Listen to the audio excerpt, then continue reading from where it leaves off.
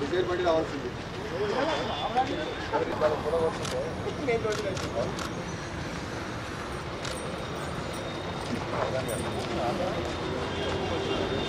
మన ఫిబ్రవరి 21 నాడు రాత్రి 7 గంటలప్పుడు మనకు ఒక డ్రైవర్ వచ్చి ఫిర్యాదు చేయడం జరిగింది.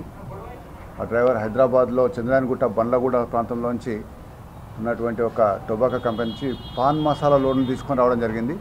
ఆ పాన్ మసాలా లోడ్ తీసుకొని వస్తున్న క్రమంలో జంజం డాబా దగ్గర రావడం జరిగింది. ఈ జంజం డాబా దగ్గర మధ్యాహ్నం 2-2:30 ఆ టైంలో జంజం డాబా దగ్గరకు వచ్చినాడు. కానీ డాబా వైపు కాకుండా సంగారెడ్డి వైపు లారీ యొక్క ఫేస్ చేసి అదే వచ్చే క్రమంలో అక్కడే ఆపుకున్నాడు. డాబాలోకి వెళ్ళకుండా లారీలోనే కూర్చొని తను తెచ్చుకొని తినేసినాడు. నేచర్ కాల్ అటెండ్ చేయడం కోసం లారీ దిగినాడు. లారీ దిగగానే వెనక నుంచి వచ్చినటువంటి ఒక 5గురు అతన్ని పట్టేసుకున్నారు. 3 వచ్చి అతన్ని ఇన్నోవాలో తీసుకున్నారు. అక్కడ వెనక ఉన్న ఒక ఇన్నోవా కార్లో తీసుకున్నారు. ఇంకో 2 లారీని తీసుకున్నారు. వాళ్ళ తీసుకునే క్రమంలో అతనికి ఏం చెప్తున్నారంటే దీన్ని మేము పోలీసు అని కూడా చెప్పడం జరిగింది. పోలీసులం అని చెప్పేసి ఒక బెదిరింపు కూడా చేయడం జరిగింది. చేసి అతన్ని ఎన్ని డాక్యుమెంట్స్ ఉన్నాయో వేబిల్ చూపి అని చెప్పేసి అడిగి అన్నీ ఉన్నాయని చెప్తుంటేనే అతన్ని ఇన్నోవాలో తీసుకోవడం జరిగింది. తీసుకొని ఆ తర్వాత లారీ తీసుకొని జహీరాబాద్ వైపు పోవడం జరిగింది.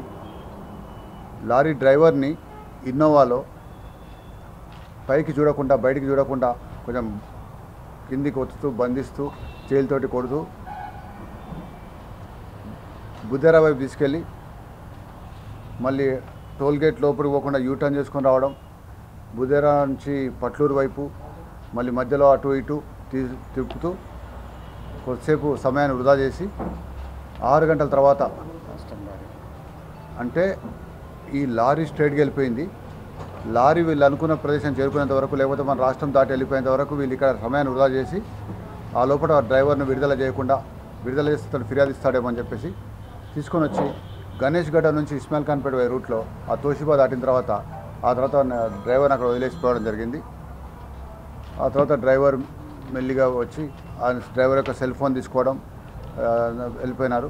ఆ తర్వాత రోడ్డు మీకు రావడం వచ్చిన తర్వాత తన వాళ్ళ కాంటాక్ట్ చేసుకొని 7 గంటల తర్వాత మనం పోలీస్ స్టేషన్కి వచ్చి చెప్పడం జరిగింది. ఆ తర్వాత మనం కేసు రిజిస్టర్ చేసుకోవడం డెకాయిటీ కేసు 395 ఐపీసీలో కేసు చేయడం జరిగింది. కేసు రిజిస్టర్ చేసిన తర్వాత ఇన్వెస్టిగేషన్ ప్రారంభించడం జరిగింది. ఇన్వెస్టిగేషన్ ఇక్కడ మన సంగారెడ్డి రూరల్ సిఐ శివ కుమార్ అట్నే ఎస్ఐ శ్రీకాంత్ ఆధ్వర్యంలో ఒక టీం అంతా కలిసి ఆ రోజు నుంచి ఈ రోజు వరకు కూడా అదే పనిలో ఉండి పనిచేయడం జరిగింది. ఈ క్రమంలో అన్ని రకాలుగా పరిశోధన అంటే మనకు అందుబాటులో ఉన్నటువంటి సాంకేతిక పరిజ్ఞానాన్ని పూర్తిగా వినియోగించుకుంటూ అన్ని రకాలుగా కూడా పరిశోధన చేసి ఇక్కడ ఉన్నటువంటి ఈ దొంగతనాన్ని చేసినటువంటి ఈ డెకాయిటీ చేసినటువంటి 10 సభ్యుల అంటే 10 మెంబర్స్ డెకాయిటీ గ్యాంగ్ని గుర్తించడం జరిగింది. ఆ 10 మెంబర్స్ డెకాయిటీ గ్యాంగ్లో ఇక్కడ మనకు ఒక 6 వెనక ఉన్నారు చేయించడం జరిగింది. ఆ లారీతో సహా లారీలో ఉన్నటువంటి దాదాపుగా 31,26,516 రూపాయల విలువ చేసేటువంటి పాన్ మసాలా మొత్తం లోడ్ను కూడా పట్టుకోవడం జరిగింది. దీనికి వ్యూహం అంతా కూడా హైదరాబాద్లో జరిగింది. హైదరాబాద్లో ఈ గ్యాంగ్ లీడర్ ఒకడు ఇమ్రాన్ ఖాన్ అన్నాడు. ఈ ఇమ్రాన్ ఖాన్ అనేవాడికి అఫ్రోజ్ అని ఒకడు ఉంటాడు. అఫ్రోజ్ అనేవాడు డబ్బులు ఇవ్వాల్సింది. ఈ అఫ్రోజ్ అనేవాడు బాగా ఖర్చులు చేసి అప్పుల పాలైనాడు. ఈ అఫ్రోజ్ వాళ్ళ తండ్రి జాకీర్ హుస్సేన్ అని చెప్పేసి ఏ టొబాకో కంపెనీ లోడ్ అయితే పోయిందో, టొబాకో కంపెనీ లోడ్ పేరు యూనిక్ టొబాకో కంపెనీ, ఈ చంద్రాయనగుట్ట దగ్గర ఉన్నటువంటి బండ్లగూడలో ఉన్నటువంటి టొబాకో కంపెనీ, ఆ పాన్ మసాలా లోడ్ తయారవుతుంది, అక్కడ పాన్ మసాలా తయారవుతుంది. అందులో మునిమ్గా పనిచేసే అతని యొక్క కొడుకు అఫ్రోజ్, వీళ్ళంతా కలిసి ఒక చర్చించుకున్నారు. ఏంటంటే ఇక్కడి నుంచి పాన్ మసాలా లోడ్ పోయినప్పుడు ఆ ఇన్ఫర్మేషన్ అఫ్రోజ్ అనేవాడు ఇమ్రాన్ ఖాన్కి ఇస్తామని చెప్పడం. ఇమ్రాన్ ఖాన్ కూడా నువ్వు నాకు డబ్బులు ఇవ్వాలి, నాకు డబ్బులు ఇస్తావా, లేకపోతే ఆ లారీలది ఇక్కడి నుంచి వెళ్ళే లారీలది ఏమైనా సమాచారం నాకు ఇస్తావా లేవా అని వాళ్ళని బెదిరించడం జరిగింది. ఈ క్రమంలో అఫ్రోజ్ అనే అతను 20వ తారీఖు రాత్రే రేపు ఒక లారీ సో నెంబర్ గల లారీ మన టొబాకో కంపెనీ నుంచి బయలుదేరి గుల్బర్గా వైపు వెళ్తుంది అని చెప్పి సమాచారం ఇవ్వడం జరిగింది. దానికి ముందు రోజు రాత్రి సమాచారం తెలవగానే ఈ అఫ్రోజ్ అనే అతను ఇమ్రాన్ ఖాన్కి ఇన్ఫర్మేషన్ ఇవ్వగానే ఇమ్రాన్ ఖాన్ తనకున్న కొంతమంది మిత్రుల యొక్క ముఠాను తయారు చేసుకోవడం జరిగింది. ఆ ముఠా సాయంతో ఒక రజా హుస్సేన్ అనే అతనికి స్విఫ్ట్ డిజైర్ కార్ ఉంటుంది. ఆ రజా హుస్సేన్కి చెప్పి ఒక ఇన్నోవా కార్ చెప్పడం జరిగింది. వాడు ఒక ట్రావెల్స్లో రజా హుస్సేన్ పోయి అత్తాపూర్లో ఉన్నటువంటి ఒక ట్రావెల్స్లో ఇన్నోవా కార్ మాట్లాడి ఫోన్ ద్వారానే మాట్లాడడం జరిగింది. ఎందుకంటే వాళ్ళకు కాంటాక్ట్స్ ఉన్నాయి కాబట్టి ఆ ట్రావెల్స్ అతను ఏం డౌట్ పడలేదు, ఎందుకంటే అప్పుడప్పుడు బండి తీసుకుంటారు కాబట్టి అని చెప్పేసి. అది కూడా ఏమని చెప్పారంటే ఫ్యామిలీ గుల్బర్గాకి వెళ్తుంది ఒక ఫ్యామిలీ, కాబట్టి ఫ్యామిలీ అందరూ వెళ్తారు కాబట్టి డ్రైవర్ లేకుండా కావాలి. హైదరాబాద్లో డ్రైవర్ లేకుండా కార్లు అద్దెకి ఇవ్వడం అనేది సహజంగా జరుగుతుంటుంది. కాబట్టి ఇన్నోవా కార్ని తెప్పించుకున్నారు.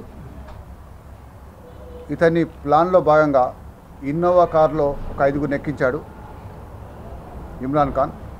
డిజైర్ కార్లో తను ఇంకో ఇద్దరు కలిసి రజా హుస్సేన్, ఇంకొక అతను ముజఫర్ అతను కలిసి వీళ్ళు స్విఫ్ట్ డిజైర్ కార్లో ఉన్నారు. స్విఫ్ట్ డిజైర్ కార్లోనేమో ఫ్యాక్టరీ దగ్గర నుంచే దాన్ని ఫాలో అవుతూ వచ్చారు, లారీని అనుకున్న ప్రకారం సమాచారం తీసుకొని. అఫ్రోజ్ అనేవాడు సమాచారం నుంచి అక్కడే ఉండిపోయినాడు. ఇన్నోవా కార్ని ఔటర్ రింగ్ రోడ్ దగ్గర పెట్టినాడు. ఫోన్ ద్వారా ఇన్నోవా కార్కి డైరెక్షన్ ఇస్తున్నాడు. మధ్యలో ఇన్నోవా బయలుదేరి వచ్చేసింది, ముందే వచ్చింది. లారీని ఫాలో అవుతూ డిజైర్ కార్లో ఇమ్రాన్ ఖాన్ వస్తున్నాడు. లారీ ఎప్పుడైతే జంజం డాబా దగ్గర అవతలి వైపు రోడ్లో ఆగిందో గమనించేసి ఇన్నోవాని తిప్పుకొని రమ్మన్నాడు. ముందు భాగంలో వాళ్ళ పథకంలో భాగంగా ఇన్నోవా కార్ ఇక్కడ రావడం, ఇక్కడ మన చౌరస్తాలో ఉన్న ఒక ఆటోమొబైల్ షాప్ దగ్గర ఆపుకొని లోపలికి వెళ్ళి ఒక పాన అడుక్కొని తీసుకొని వచ్చేసి దాన్ని ఒరిజినల్ నెంబర్ని విప్పేసి కర్ణాటక నెంబర్ని ఒకటి ఫిక్స్ చేసుకొని, అది అక్కడ ఫిక్స్ చేయలేదు, మళ్ళీ కొద్ది దూరం పోయినాక దాని నెంబర్ని అక్కడ ఓన్లీ ఇప్పడమే కొద్ది దూరం పోయిన తర్వాత ఫిక్స్ చేసుకొని మళ్ళీ ఇమ్రాన్ ఖాన్ ఆదేశాలు వచ్చేంత వరకు దాంట్లో ఉన్న ఒక సభ్యుడు పోయి ఇప్పినాడు. దాన్ని ఇప్పి కొద్ది దూరం తర్వాత దాన్ని తిప్పుకొని వచ్చిన తర్వాత ఈ అఫెన్స్ ఆ ఇన్నోవాలో ఉన్నటువంటి 3 వ్యక్తులు ఇతన్ని డ్రైవర్ని తీసుకొని బండ్లో తీసుకోవడం, మిగతా 2 సభ్యులు ఇన్నోవాని తీసుకొని వెళ్ళిపోవడం జరిగింది. ఈ లారీని తీసుకొని పోవడం జరిగింది. లారీని హుమ్నాబాద్ దాకా తీసుకెళ్ళి అక్కడ ఉన్నటువంటి ఒక గోదాం, మూతబడినటువంటి ఫ్యాక్టరీ గోదాంలో ఒక దగ్గర స్టోర్ చేసి పెట్టడం జరిగింది. వాళ్ళకు ఏదో సమాచారం చెప్పి అక్కడ స్టోర్ చేసి పెట్టడం జరిగింది. ఈ పాన్ మసాలా లోడ్ని వీళ్ళు అమ్మలేకపోయినారు, అక్కడే ఉండిపోయింది. సో ఆ పాన్ మసాలా లోడ్ని, ఆ లారీని మొత్తం కూడా మనం స్వాధీనం చేసుకోవడం జరిగింది. ఈ 10 మంది సభ్యుల ముఠా, ఈ 10 మంది సభ్యుల ముఠాలో మనకు 6 ప్రధాన నేరస్తులు దొరికినారు. ఇంకొక 4 అరెస్ట్ చేయాల్సి ఉంది. అది కూడా త్వరలో అరెస్ట్ చేయడం జరుగుతుంది. లేదు అంటే ముఠాలో పంచుకున్నటువంటి అజర్ అహ్మద్ ఇతను మాత్రం ఇంతకుముందు చాలా కేసులో ఉన్నాడు. మిగతా వాళ్ళందరూ కూడా ఇదే మొదటి కేసు అయినప్పటికీ కూడా అజర్ అహ్మద్ అనేవాడు మాత్రం ఒక మోర్ దెన్ 10 కేసెస్లో ఇన్వాల్వ్మెంట్ అతను ఉన్నట్టుగా సమాచారం ఉంది. ఆ వివరాలు కూడా పూర్తిగా సేకరిస్తున్నాం. ఇప్పటివరకు ఉన్న సమాచారం ఇవి ఉంది. వీళ్ళ ఇన్ఫర్మేషన్స్ సేకరించడం అవన్నీ కూడా వీళ్ళని ఫైనల్గా పట్టుకోవడం మాత్రం నిన్న జరిగింది. నిన్న మనకున్న సమాచారాల ప్రకారం నిర్ధారించుకొని హైదరాబాద్లో పట్టుకోవడం జరిగింది. హైదరాబాద్లో పట్టుకొని తీసుకొని వచ్చిన తర్వాత ఇక్కడ వాళ్ళ యొక్క విచారించడము ప్లస్ వాళ్ళ యొక్క కన్ఫెషన్స్ రికార్డ్ చేయడం జరిగింది.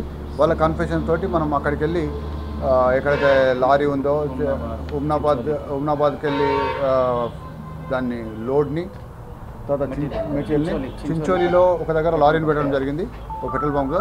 అక్కడనేమో లారీని పట్టుకోవడం జరిగింది.